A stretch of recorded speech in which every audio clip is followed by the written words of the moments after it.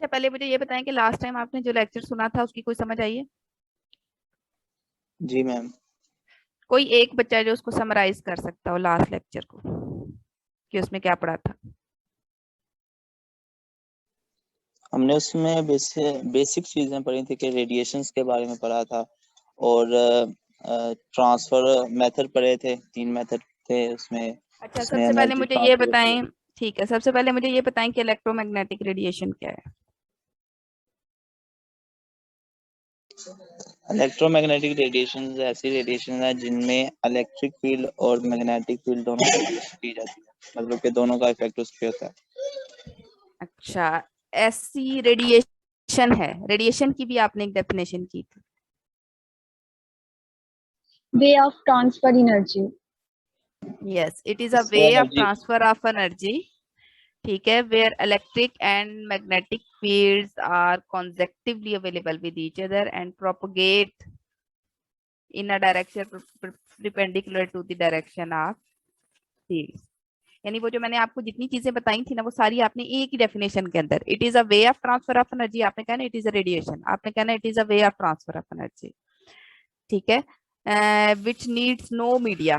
ठीक है, क्योंकि ये भी हमने वहां पे डिस्कस किया था कि इसको मीडिया की जरूरत नहीं है।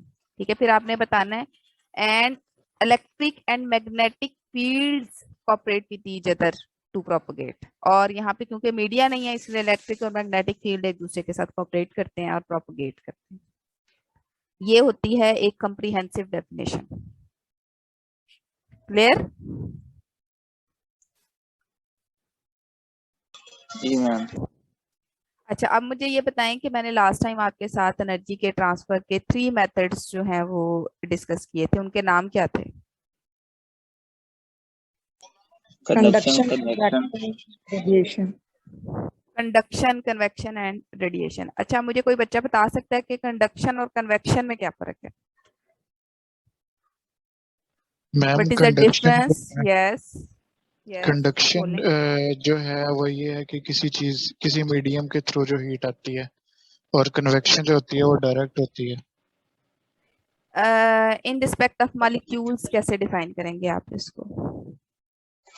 कंडक्शन में एक मॉलिक्यूल अपनी एनर्जी दूसरे मॉलिक्यूल को देता है, दूसरा तीसरे को, तीसरा चौथे को, इस तरह से जो है वो एनर्जी एक से लास्ट के पास जाती है। लेकिन कन्वेक्शन में एक ही मॉलिक्यूल अपनी एनर्जी लेके लास्ट तक जाता है और वहां पे उसको ट्रांसफर करता है। ठीक है, और कोई स्टूडेंट?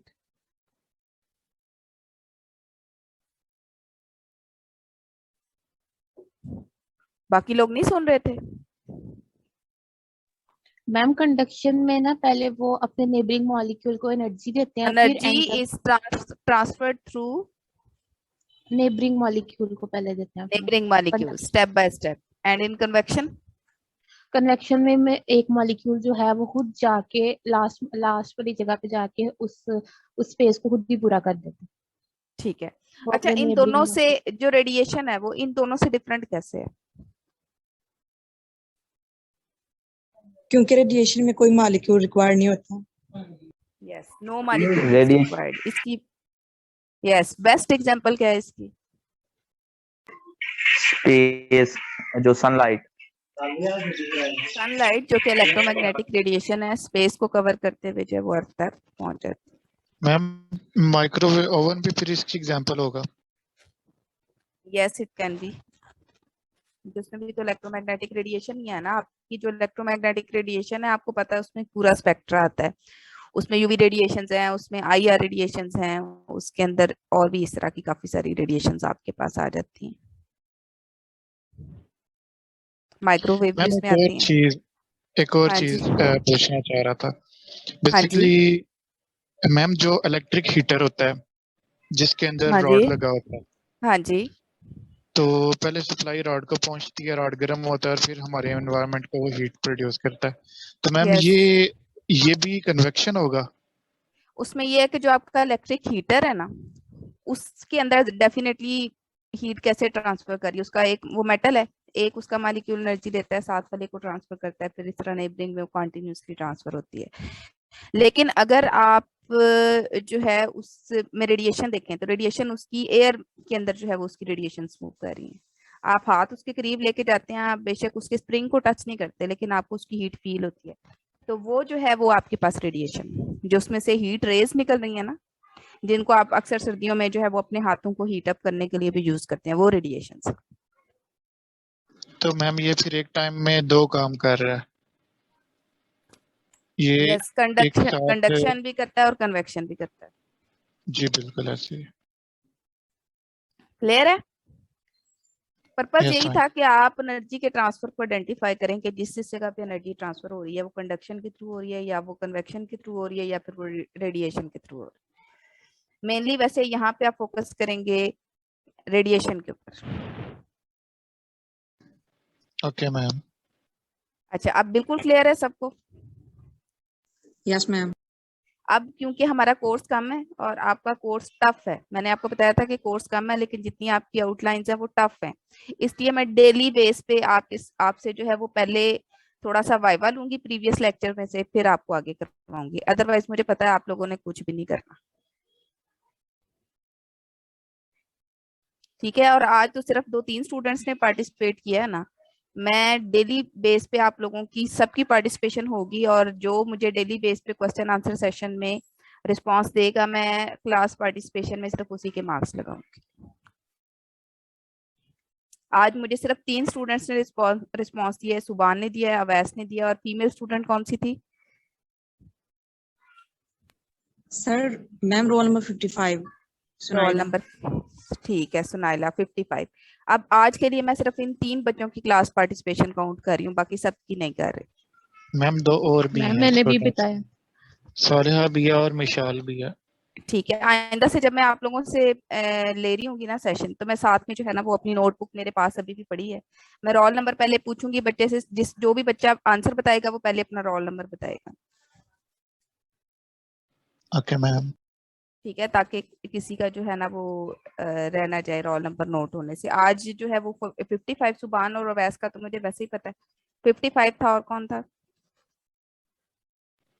18 मैम रोल और नंबर 2। 18। रोल नंबर 18, ठीक है। तो आज के लिए रोल मैं नंबर इनको 2 भी। 2 भी था। Yes ma'am, yes Mishal ma'am. Roll number 2। Mishal roll number 2, ठीक है, मैंने नोट कर लिया इसको। अच्छा, ये था 55, 29, 34, 18 और 2। ठीक है, आज के लिए मैंने नोट कर लिया ये रोल नंबर। अच्छा, लास्ट टाइम आपने जो लेक्चर में पढ़ा है ना, ठीक है, Recording in progress. आज आपने क्या करना है, उसी को समराइज करके, वो जो हमने कहा था ना कि जो आपकी रेडिएशंस हैं वो क्वांटास की फॉर्म में मूव करती हैं। ठीक है, तो एक साइंटिस्ट था, उसका नाम था प्लैंक्स। ठीक है, इस साइंटिस्ट ने फर्स्ट टाइम वो जो क्वांटास का कॉन्सेप्ट था उसको इंट्रोड्यूस करवाया था, इसलिए इस थ्योरी को, इसकी जो थ्योरी है उसको नाम दिया जाता है प्लैंक्स क्वांटम थ्योरी का। और उसमें डेफिनेशन वही है जो आप पहले से अंडरस्टैंड कर चुके हैं, एनर्जी कैन बी एमिटेड और absorb in discrete quantities only, यानी एनर्जी कंटिन्यूअसली मूव नहीं कर सकती, बल्कि वो छोटे छोटे डिस्क्रीट एनर्जी पैकेट्स की फॉर्म में मूव करती है। The smallest amount of energy that can be emitted और absorbed in the form of electromagnetic radiation is known as quantum. अब वो स्मॉलेस्ट एनर्जी जो कि एब्जॉर्ब या एमिट हो सकती है उसको हम क्वांटम कहते हैं। The energy of radiation absorbed or emitted is directly proportional to the frequency of radiation. ठीक है, अब ये जो आपकी एनर्जी एब्जॉर्ब या एमिट होती है, ठीक है, इसके लिए उसने एक फार्मूला जनरेट किया है जिसको हम कहते हैं E is directly proportional to mu. ये V नहीं है, ये म्यू है। ठीक है, और ये म्यू वो है जो आप वेव्स में फ्रीक्वेंसी के लिए यूज करते हैं। ठीक है, E is directly proportional to mu. इसका मतलब क्या है कि आपकी वो जो वेव्स प्रोड्यूस हो रही हैं, ठीक है। अच्छा, पहले मुझे बताएं फ्रीक्वेंसी क्या होती है, किसी बच्चे को क्लियर है कि फ्रीक्वेंसी क्या होती है? नंबर ऑफ साइकिलिंग पर सेकंड। अच्छा, अब यहाँ पे आपकी 2 चीजों को क्लियर करना जरूरी है। ठीक है, 2 पॉइंट्स आपके ऐसे हैं जिनका यहाँ पे आपको क्लियर करना जरूरी है। नंबर 1 पे आपको ये क्लैरिफिकेशन होनी चाहिए कि फ्रीक्वेंसी क्या होती है। व्हाइट बोर्ड नजर आ रहा है? Yes ma'am.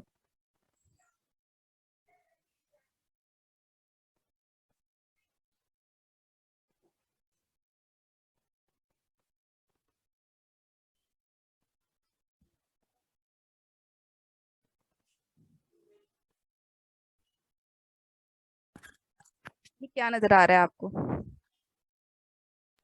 Wave. Wave. Wave. Yes yes, ये एक वेव है। अच्छा, फ्रीक्वेंसी का मतलब ये होता है कि सपोज आपने कोई एक पॉइंट डिसाइड किया है, ठीक है, मैं आपको कहती हूँ कि मैंने यहाँ पे एक पॉइंट ले लिया है,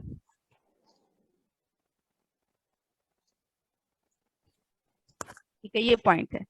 अब मैंने काउंट करना है। अब आपको ये भी पता है कि एक कंप्लीट वेव कहाँ से कहाँ तक होती है, कोई आइडिया है, याद है थोड़ा बहुत?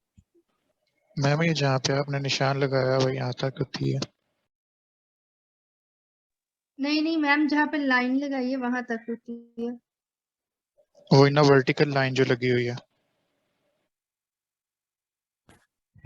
ये आपके पास एक कंप्लीट वेव है, इसमें इसको आप क्या कहते हैं? इस पार्ट क्रस्ट। क्रस्ट कहते हैं। और इसको क्या कहते हैं? ट्रफ। ट्रफ। एक क्रस्ट से एक ट्रफ तक का जो डिस्टेंस होता है उसको क्या कहते हैं? एक वेवलेंथ। वेवलेंथ। और वेवलेंथ को रिप्रेजेंट किससे करते हैं? लैम्डा। लैम्डा से, ठीक है। अब फ्रीक्वेंसी ये है कि अगर आपने कोई भी एक पॉइंट डिसाइड कर लिया तो उस एक पॉइंट में से एक सेकंड में कितनी वेव्स गुजरती हैं?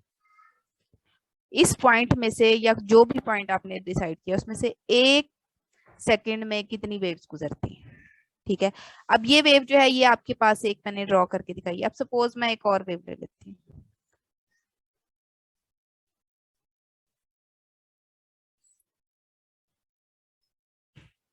ठीक है, इसके साथ मैं एक और वेव ले लेती हूँ।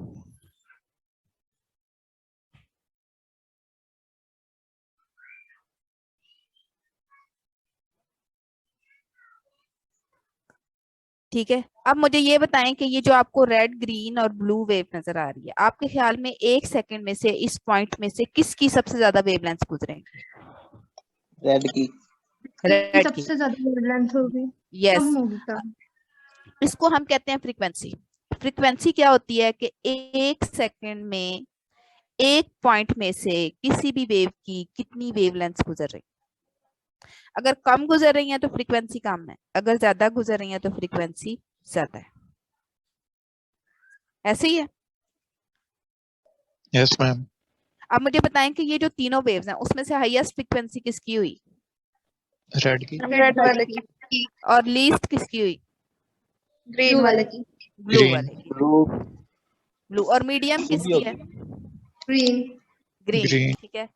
अब हम क्या करते हैं कि इसको हम जरा क्लियर कर देते हैं। अब ये आपके पास से ना सनलाइट है, ठीक है, मैं आपको यहाँ पे थोड़ा सा जो चीज आपने पहले पढ़ी है उसके रिस्पेक्ट से इसको थोड़ा सा एक्सप्लेन करूंगी।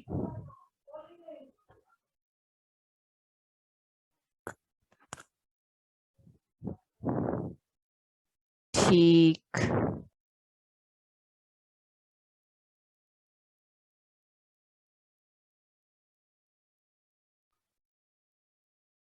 अच्छा, अब ये है आपके पास सनलाइट, ठीक है। इसमें हम क्या करते हैं कि हम ये कहते हैं कि इसके अंदर से जितनी भी रेडिएशंस निकल रही हैं वो किस फॉर्म में निकल रही हैं? रेडिएशन। फॉर्म।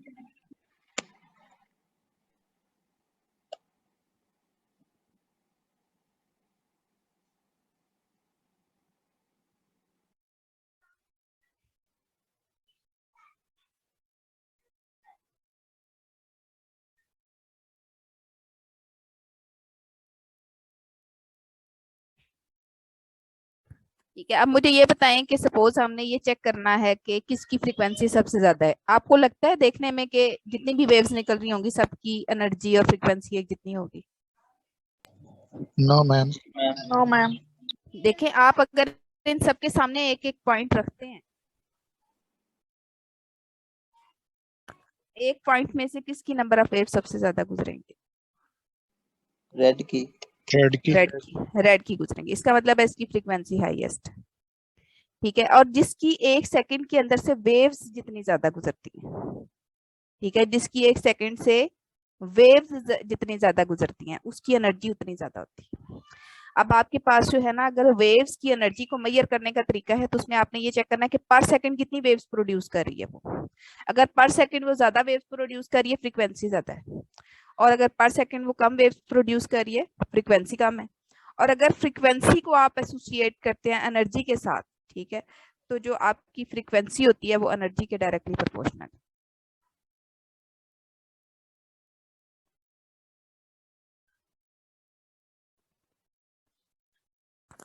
ठीक है, अब बताएं इसमें से सबसे ज्यादा एनर्जेटिक वेव कौन सी है? रेड वाली। रेड वाली। अब क्लियर हो गया ये concept? Yes ma'am. Yes ma'am. अब ये चीज हम यहाँ पे डिस्कस कर रहे थे, जहाँ पे आप मेनली अपना लेक्चर देख रहे थे, आप ये चीज डिस्कस कर रहे थे। आपने ये कहा the energy of radiation absorb और एमिटेड, चाहे आपकी एनर्जी एब्जॉर्ब हो रही है या फिर एमिट हो रही है, उसकी जो मेजरमेंट है वो आप कहेंगे कि डायरेक्टली प्रोपोर्शनल है फ्रीक्वेंसी के। ठीक है, जितनी ज्यादा फ्रीक्वेंसी होगी उतनी ज्यादा एनर्जी होगी, जितनी कम फ्रीक्वेंसी होगी उतनी कम एनर्जी होगी। इसको आप कहते हैं E is directly proportional to mu. और अगर आप इस प्रोपोर्शनैलिटी के साइन को खत्म करते हैं, इक्वालिटी का साइन आ जाता है, साथ में एच आ जाता है, ये प्रोपोर्शनैलिटी कांस्टेंट है, इसको हम कहते हैं ये प्लैंक्स कांस्टेंट है। ठीक है, इसकी वैल्यू 6.626 इंटू 10⁻⁻34 जूल सेकंड होती है, जो कि कांस्टेंट ही रहती है, इसके अलावा इसकी कोई वैल्यू पॉसिबल नहीं है। जैसे जनरल गैस कांस्टेंट की एक फिक्स वैल्यू, इसकी भी ये फिक्स वैल्यू, ये आपने याद कर लेनी है, हर जगह पे यही यूज होगी। ई जो है वो आपके पास एनर्जी ऑफ रेडिएशन है और म्यू जो है वो फ्रीक्वेंसी ऑफ रेडिएशन है। क्लियर हो गया?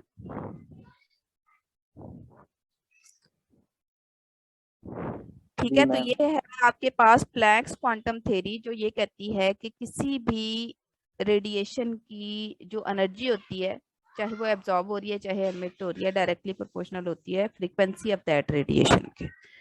ठीक है, जितनी ज्यादा फ्रीक्वेंसी उतनी ज्यादा एनर्जी, जितनी कम फ्रीक्वेंसी उतनी कम energy, and this is what called Planck's quantum theory. अब प्लैंक्स क्वांटम थ्योरी को एक्सप्लेन कर लेंगे? Yes ma'am. ठीक है, बिल्कुल। अब क्वांटम केमिस्ट्री नेक्स्ट जो हमने अंडरस्टैंड करनी थी चीज, वो क्या थी? Quantum chemistry. अब क्वांटम केमिस्ट्री क्या है? हमारे पास structure, characteristics and mechanics of quantum. Quantum क्या था? हमने बात की थी पीछे कि वो जो डिस्क्रीट एनर्जी पैकेट्स हैं जो एमिट होते हैं या एब्जॉर्ब होते हैं, और उनकी वेवलेंथ प्रॉपर्टीज है, उनकी फ्रीक्वेंसी भी है, उनकी वेवलेंथ भी है। ठीक है, उन डिस्क्रीट पैकेट्स की स्ट्रक्चर, उनकी कैरेक्टरिस्टिक्स और उनकी मैकेनिक्स यानी उनकी जो मूवमेंट्स हैं, उसके साथ एसोसिएटेड जो आपके पास ब्रांच ऑफ फिजिकल केमिस्ट्री है, उसको हम कहते हैं क्वांटम केमिस्ट्री। ठीक है, या फिर आप ये कहते हैं कि ये जो मैकेनिक्स होती है ना इसके अंदर, ठीक है, क्वांटम केमिस्ट्री के अंदर आप क्वांटम मैकेनिक्स को डील करते हैं। तो ये जो क्वांटम मैकेनिक्स होती है, उसमें से जो मैकेनिक्स है वो फर्दर आपके पास फिजिक्स की ब्रांच है जो डील करती है motion and effect of motion के साथ। और अगर वो जो मोशन और इफेक्ट ऑफ मोशन है वो डेफिनेटली किसी ना किसी बॉडी की होती है, किसी ना किसी ऑब्जेक्ट की होती है, तो वो ऑब्जेक्ट अगर आपके पास क्वांटा है, फोटान है, तो वो क्वांटम केमिस्ट्री बन जाएगी ऑटोमेटिकली। क्लियर? Yes ma'am. तो यहाँ से ये था आपके क्या, एक तो थोड़ा सा आपके जो पिछला लेक्चर था उसका थोड़ा सा रिव्यू था। ठीक है, और थोड़ी सी आपने जो है उसकी डेफिनेशन देखी। ठीक है, अब यहाँ पे एक और कॉन्सेप्ट है जिसको आपने अंडरस्टैंड करना है। एक तो मैंने आपको जो फ्रीक्वेंसी वाला बताया, एक है quantisation of quanta and photon. ठीक है, अब ये जो क्वांटाइजेशन है ना टर्म, इसको भी आपको थोड़ा सा अंडरस्टैंड करने की जरूरत है। Then studied mechanics of quantum. ठीक है, यानी मूवमेंट ऑफ क्वांटम जो है वो आपने स्टडी करनी है in terms of quantum mechanics, लेकिन पहले आपको क्वांटाइजेशन का कॉन्सेप्ट जो है वो भी क्लियर होना चाहिए। ठीक है, कि क्वांटाइजेशन क्या है। अच्छा क्लास, अब आपको मैं ये बताती हूँ कि क्वांटाइजेशन को आप कैसे अंडरस्टैंड करेंगे।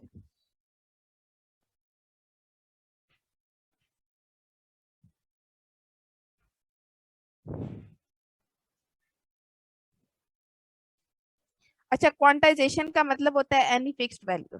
जैसे अगर आपके पास फोटान है ना इलेक्ट्रोमैग्नेटिक रेडिएशन के, तो हर फोटान हम कह रहे हैं कि एक मिनिमम अमाउंट ऑफ एनर्जी को जो है वो डिस्क्राइब कर रहा है। लेकिन कोई भी फोटान जो है उसकी रैंडम एनर्जी नहीं हो सकती, किसी भी फोटान की रैंडम एनर्जी नहीं हो सकती। सपोज आप जो है वो किसी फोटान को स्टडी करना चाहते हैं, तो उसको स्टडी करने का आपके पास ना असल में जो एक मोस्ट कॉमन मेथड होता है, उसमें हम क्या करते हैं कि ये सपोज आपका एटम है,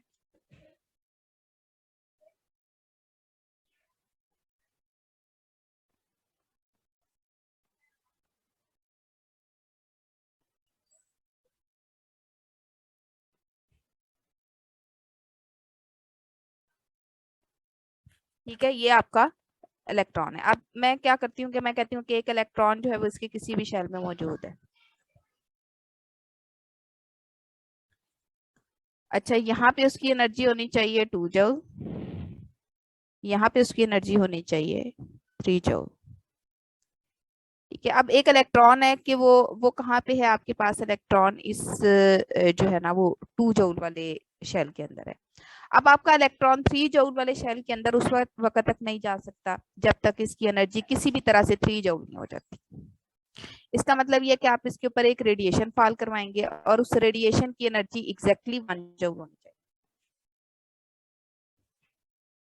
ठीक है, वो क्या करेगा, वो फोटोन को एब्जॉर्ब करेगा जिसकी एनर्जी जो है वो 1 जूल हो। ये बहुत एटॉमिक थ्योरी थी, आपने थोड़ी सी आप अगर रिवाइंड करें, जिसमें आपने कहा था कि कोई भी इलेक्ट्रॉन जो है उसको एक शेल से दूसरे शेल में जाने के लिए एनर्जी की जरूरत होती है और वो आप फोटॉन्स की फॉर्म में उसके ऊपर फॉल करवाते हैं। फोटॉन मैम दोबारा बता दे।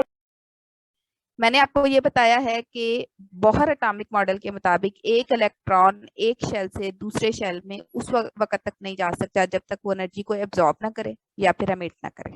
यही पढ़ा था। Yes ma'am. अब यहाँ पे देखें, ये इलेक्ट्रॉन है फर्स्ट शेल में, इसकी एनर्जी है 2 जूल। ठीक है, एक इलेक्ट्रॉन है सेकंड शेल में, उसकी एनर्जी है 3 जूल। अब ये इलेक्ट्रॉन जो 2 जूल वाले शेल में है ना, ये 2 जूल वाले शेल में ही रहेगा। ठीक है, और उस वक्त तक रहेगा जब तक इसके ऊपर कोई और एनर्जी जो है वो फॉल नहीं करती। ये इसी के अंदर रिवॉल्व करता रहेगा। अब सपोज कहीं से इसको एनर्जी मिल जाती है, यानी आप इसके ऊपर फोटॉन्स फॉल करवाते हैं और ये एनर्जी को एब्जॉर्ब कर लेता है और अपनी एनर्जी को एग्जैक्टली 3 कर लेता है। फिर ये क्या करेगा, जंप करेगा इस फर्स्ट शेल से और कहाँ चला जाएगा, सेकंड शेल में। सेकंड शेल में।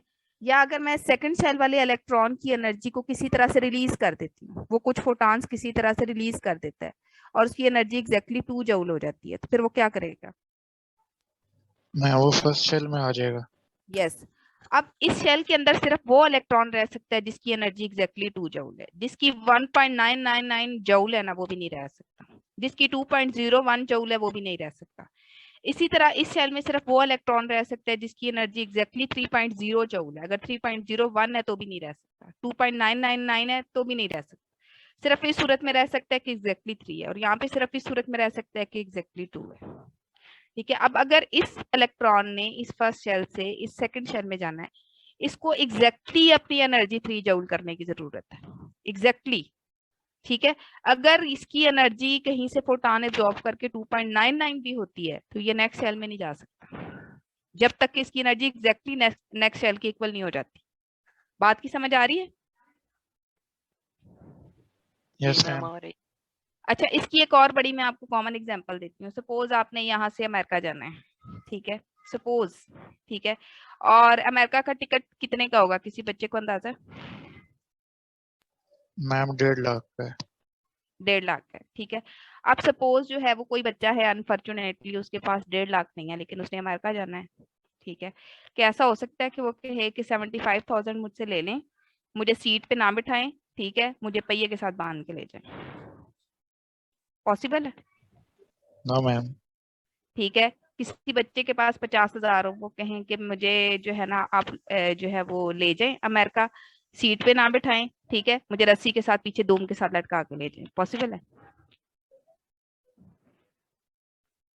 No ma'am. ठीक है, एक ही सूरत है कि उसने एग्जैक्टली उतने पैसे देने हैं जितने अमेरिका के टिकट के हैं और सीट पे ही बैठ के जाना है और कोई ऑप्शन नहीं। ऐसे ही है ना? जी मैम। यस और मैम।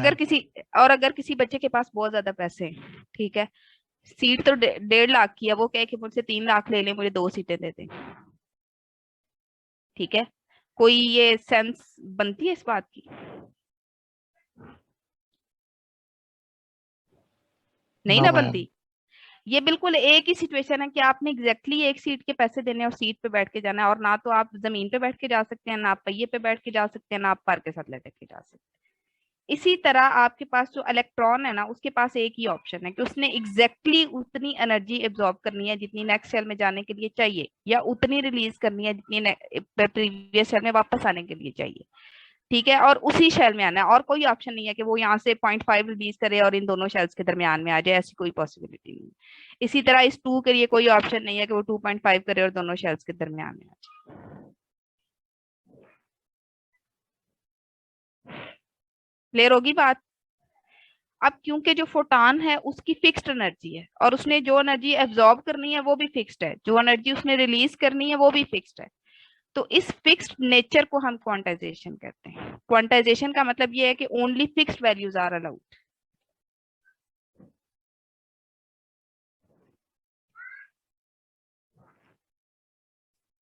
बात की समझ आ गई? Only fixed values are allowed. इस एटम के अंदर सिर्फ वो इलेक्ट्रॉन एग्जिस्ट कर सकता है जिसकी या एनर्जी एग्जैक्टली 2.0 हो या एग्जैक्टली 3 हो।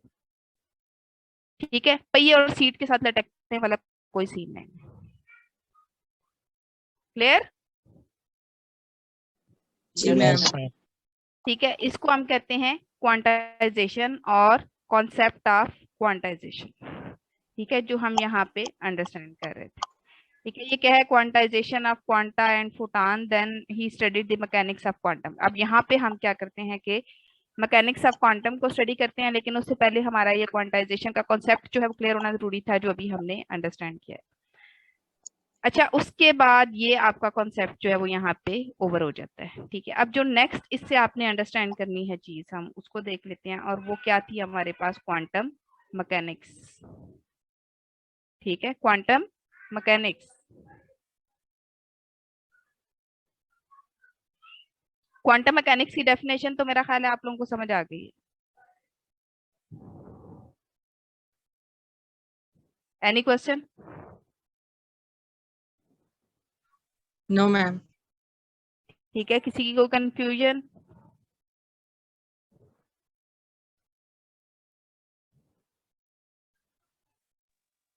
No ma'am. ठीक है, अब हम क्या करेंगे कि इससे आगे नेक्स्ट जो है वो हम मूव करेंगे। अच्छा, अब आपको लेक्चर 2 नजर आ रहा है? जी मैम। Yes ma'am. ठीक है। अच्छा, अब इस लेक्चर 2 में आपने क्या करना है? इस क्वांटम मैकेनिक्स की जो थोड़ी सी आपके पास क्लैरिफिकेशन है उसको देखना है आपने। To understand quantum mechanics we have to learn 2 different aspects. ठीक है, एक हमारे पास है क्लासिकल मैकेनिक्स और एक है क्वांटम मैकेनिक्स। अच्छा, क्वांटम मैकेनिक्स के साथ डायरेक्टली क्लासिकल मैकेनिक्स का कोई रिलेशनशिप नहीं है, लेकिन जब तक आप इसको क्लासिकल मैकेनिक्स के साथ कंपेयर करके नहीं देखते तब तक आपको इसकी समझ नहीं आती। इसलिए हम क्या करेंगे कि क्वांटम मैकेनिक्स को अंडरस्टैंड करने से पहले हम क्वांटम और क्लासिकल मैकेनिक्स का डिफरेंस पढ़ेंगे। अच्छा, डिफरेंस में ये कुछ आपके पास पॉइंट्स हैं, ठीक है, जिनको हम नेक्स्ट जो है वो 1 बाय 1 भी देख लेते हैं कि क्या होते हैं। यही जो आपके पॉइंट्स हैं, ठीक है, अब मैं आपको 1 बाय 1 करके दिखाऊंगी। पॉइंट नंबर 1 हम पहले एक्सप्लेन करेंगे, फिर पॉइंट 2, फिर पॉइंट 3, 4, 5, 6, 7, 8। Recording stopped. पॉइंट 1 की तरफ हम आ जाते हैं। मैम रिकॉर्डिंग स्टॉप हो गई है। Recording in progress. अच्छा, वर्क इन मैकेनिक्स। अब क्लासिकल मैकेनिक्स क्या है? ये भी मैकेनिक्स, मैंने अभी आपसे बात की थी कि मैकेनिक्स जो है वो फिजिक्स की एक ब्रांच है जो मोशन ऑफ ऑब्जेक्ट्स के साथ डील करती है। अब इसकी 2 टाइप्स हैं, क्या क्लासिकल मैकेनिक्स और एक है क्वांटम मैकेनिक्स। अच्छा, मैकेनिक्स ने मूवमेंट ऑफ ऑब्जेक्ट्स में 1900 से पहले जितना भी काम हुआ है उसको हम क्लासिकल मैकेनिक्स में काउंट करते हैं, और 1900 के बाद जितना भी काम हुआ है उसको हम क्वांटम मैकेनिक्स में डील करते हैं। पहला डिफरेंस समझ आ गया? Yes ma'am. ठीक है, और जो 1900 से पहले वाला काम है ना, एक्चुअली वो न्यूटन के लॉज पे बेस करता है। 1900 से पहले वाला जितना भी काम है वो न्यूटन के लॉज पे बेस करता है। वो जो आपने पढ़ा था ना, Newton first law of motion, जिसको आप लॉ ऑफ इनर्शिया भी कहते हैं, कि कोई ऑब्जेक्ट रेस्ट पे है तो रेस्ट पे रहेगा, मूव कर रहा है तो मूव करता रहेगा, जब तक कि आप उसको किसी एक्सटर्नल फोर्स के थ्रू मूवमेंट से रोक ना दें। ठीक है, या फिर प्रोजेक्टाइल मोशन है जो आपने फर्स्ट ईयर की केमिस्ट्री में पढ़ी होगी। ये 1666 से 1686 में हुए हैं दोनों काम, तो इनको हम क्लासिकल मैकेनिक्स में काउंट करते हैं। ठीक है, अब क्योंकि ये न्यूटन के लॉज पे बेस करता है आपका जो क्लासिकल मैकेनिक्स का कॉन्सेप्ट है, इसलिए इसको न्यूटोनियन मैकेनिक्स भी कहते हैं समटाइम्स, न्यूटोनियन मैकेनिक्स। और ये जो आपके पास है ना, जो आपका क्वांटम मैकेनिक्स है, ठीक है, ये आइंस्टाइन के मैथ एनर्जी इक्वेशन पे बेस करता है, E = mc²। ठीक है, जहां पे आप कहते हैं कि इस इक्वेशन का क्या मीनिंग है, यहाँ पे m जो है वो मैथ है और c जो है वो स्पीड ऑफ लाइट है, और अगर c² कर दिया है तो स्पीड ऑफ लाइट से ज्यादा स्पीड हो गई है या कम हो गई है? ज्यादा होगी। ज्यादा हो गई है। अब इसकी डेफिनेशन क्या है कि अगर आप किसी भी मैस को स्पीड ऑफ लाइट से ज्यादा स्पीड से मूव करवाते हैं तो किस में कन्वर्ट हो जाएगा? एनर्जी में एनर्जी में, एनर्जी और मास इंटरकन्वर्टेबल Recording है। stopped. किसी भी ऑब्जेक्ट को अगर आप स्पीड ऑफ लाइट से ज्यादा स्पीड से मूव करेंगे तो क्या होगा, किस में कन्वर्ट हो जाएगा, एनर्जी में। इसका मतलब है कि एनर्जी की मैटर में कन्वर्जन पॉसिबल है। ठीक है, इसी तरह मैम आपके पास जो, रिकॉर्डिंग इसको आपने थोड़ा सा गौर करना है कि क्या पॉसिबल है या नहीं पॉसिबल।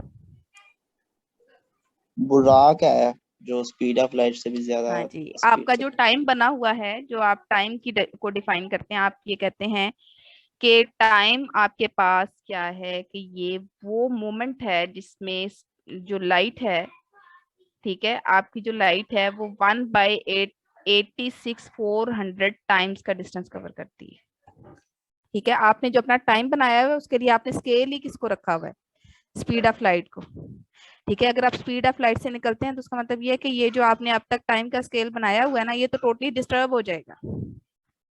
ठीक है, अभी आप कहते हैं ना कि जो आपने स्पीड ऑफ लाइट के मुताबिक अपने मिनट डिसाइड किए हुए और अपने सेकंड्स डिसाइड किए हुए हैं, अगर आप तो ये स्केल खत्म कर देते हैं तो उनका उस टाइम का कॉन्सेप्ट भी खत्म हो जाएगा, जो आप जो है वो डेली लाइफ में जो है वो लेते हैं वॉच को देख के कि 2 बजे आना है, 3 बजे आना है। तो ये स्पीड ऑफ लाइट के अकॉर्डिंग है। आप इसे चेंज करेंगे अगर स्पीड ऑफ लाइट को, तो डेफिनेटली, या स्पीड ऑफ लाइट से ज्यादा स्पीड से मूव करेंगे तो वो टाइम पीछे रह जाएगा।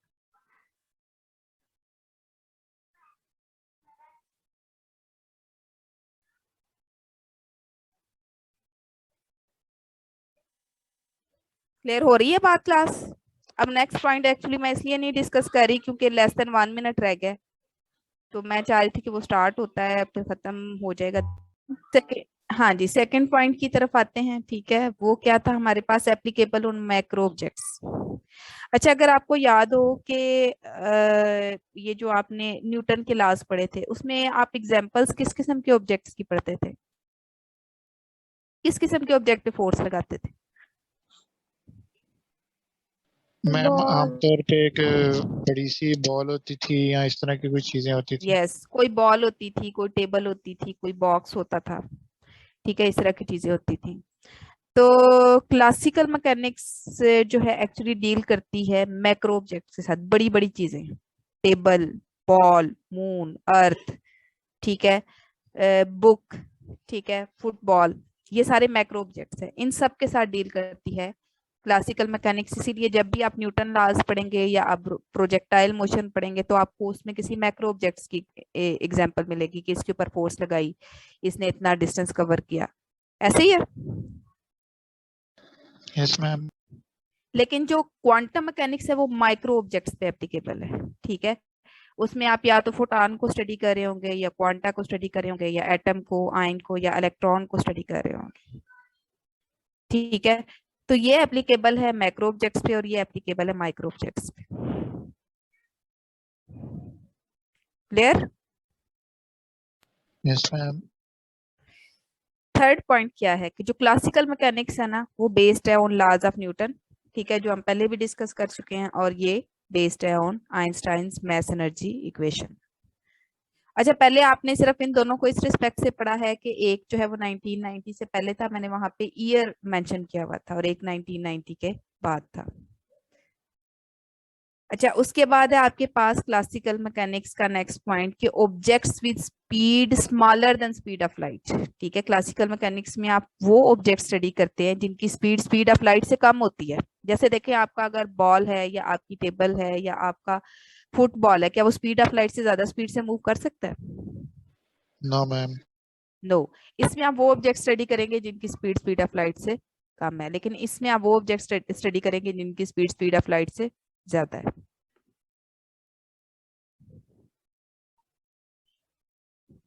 क्लियर?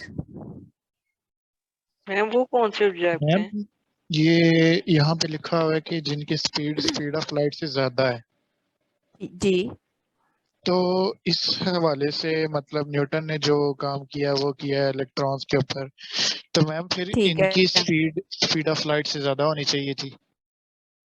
यस, आप मुझे ये बताएं कि आप आज तक किसी एटम के अंदर मूव करते हुए इलेक्ट्रॉन को क्यों नहीं देख सके?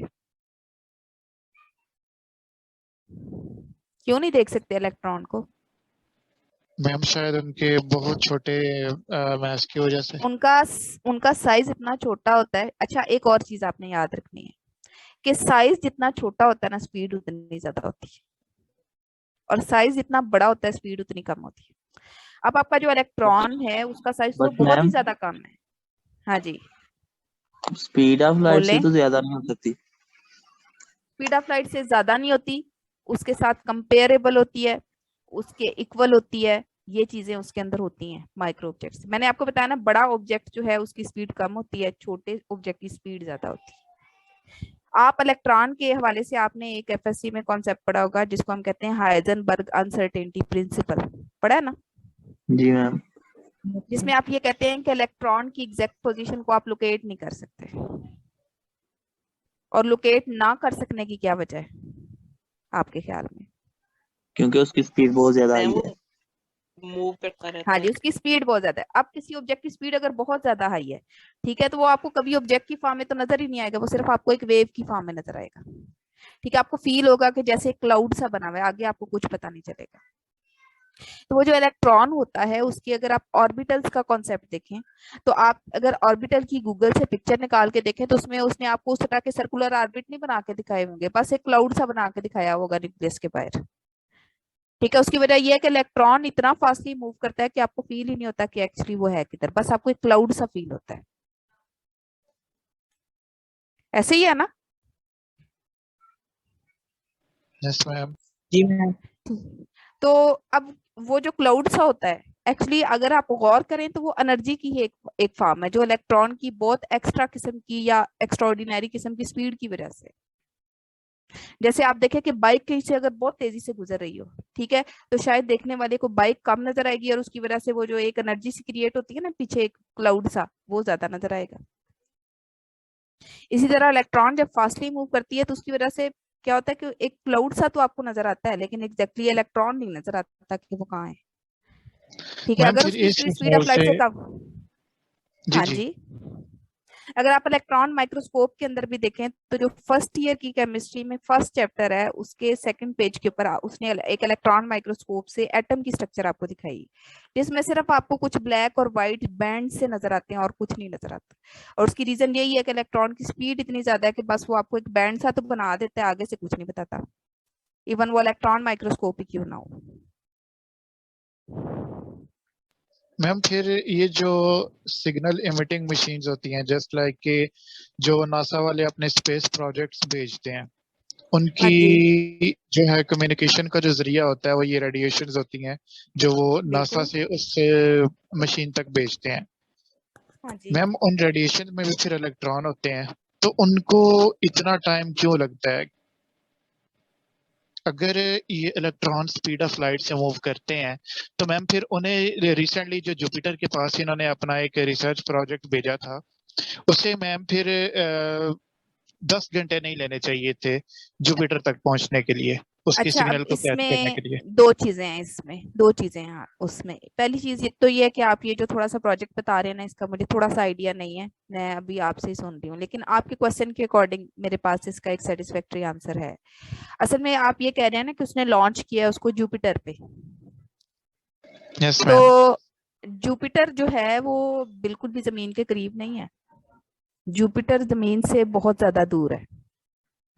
इतना बिल्कुल मेरी ज्यादा बात दूर सही है। है, इतना ज्यादा दूर है कि अगर कोई ऑब्जेक्ट स्पीड ऑफ लाइट से भी मूव करे तो उसको 10 घंटे लग सकते हैं।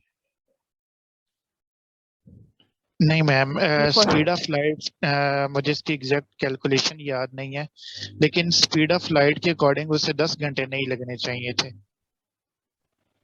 कितने लगने बट चाहिए मैम थे? स्पीड ऑफ लाइट से भी मूव नहीं करता वो, उसकी स्पीड थोड़ी कम होती है क्योंकि यहाँ पे आप एयर की ये वजह से, देखेंगे कोई भी, फ्रिक्शन की वजह से। बिल्कुल, हाँ जी, लेकिन वो जहाँ पे वो जुपिटर में कह रहा है वहां पे तो एयर है ही नहीं ना, वहां पे तो स्पेस है। नहीं मैम उसको यहाँ से तो गुजरना पड़ेगा ना। अब ये तो नहीं ना कि जब यहाँ से निकला है तो फिर उसकी स्पीड कम है, स्पेस में जाकर स्पीड ज्यादा हो गई है। हाँ ये भी है, जाहिर है यहाँ से निकलेगा। असल में आप ये कॉन्सेप्ट अंडरस्टैंड कर लें कि जो चीज स्पीड ऑफ लाइट से निकली है ना, वो डायरेक्टली एनर्जी में कन्वर्ट होगी है, वो मैस है ही नहीं। स्पीड ऑफ लाइट के बाद मैस का कोई कॉन्सेप्ट नहीं है, उसके बाद सब कुछ एनर्जी है। ठीक है, ऑब्जेक्ट सिर्फ वहां पे है, मैस सिर्फ वहां पे है जहां पे स्पीड जो है वो स्पीड ऑफ लाइट को एक्सीड नहीं कर सकती किसी भी ऑब्जेक्ट।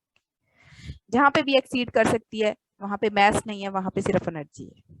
तो फिर मैम फिर इलेक्ट्रॉन जो है वो स्पीड ऑफ लाइट से मूव नहीं करेंगे, क्योंकि जाहिर सी बात है उनका इलेक्ट्रॉन मैस है। उनका मैस है, डेफिनेटली जी। है, लेकिन उसकी वजह तो क्या है, हमने यहाँ पे कहा, हमने ये भी तो कह रहे हैं कि एनर्जी और मैस इंटर कन्वर्टेबल, ठीक है। और जो आपका मैस है ना सिर्फ ये कि एनर्जी मैस एनर्जी में कन्वर्ट हो सकता है, लेकिन बट आपकी जो एनर्जी है वो भी कंप्रेस्ड फॉर्म ऑफ मैटर है।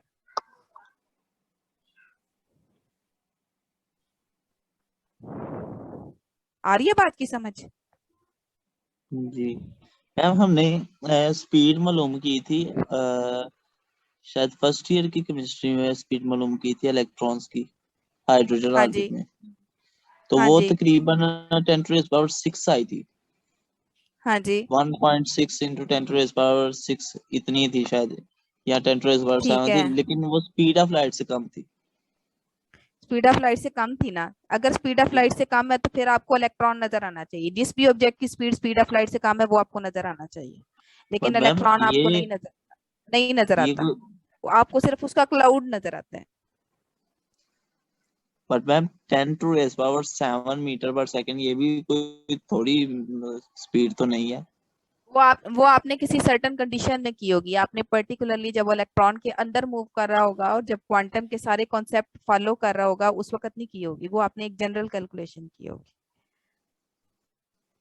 क्योंकि आपका जो क्वांटम मैकेनिक्स का कॉन्सेप्ट है वो फर्स्ट टाइम आपकी फिजिकल केमिस्ट्री में 5th सेमेस्टर में आता है। इससे पहले आप जो कुछ भी पढ़ते हैं वो प्रायर टू क्वांटम मैकेनिक्स, उसमें क्वांटम मैकेनिक्स के कॉन्सेप्ट है ही नहीं।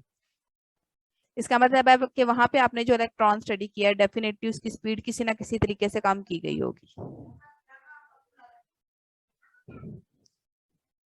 अदरवाइज आप उसकी स्पीड स्टडी नहीं कर सकते थे, क्योंकि जो एग्जैक्टली आपके पास इलेक्ट्रॉन है ना वो इतनी ज्यादा स्पीड से मूव करता है कि हाइजेनबर्ग अनसर्टेनिटी प्रिंसिपल के अकॉर्डिंग आप उसकी पोजीशन फाइंड ही नहीं कर सकते। जब पोजीशन फाइंड नहीं कर सकते तो स्पीड कैसे डिटरमिन करें?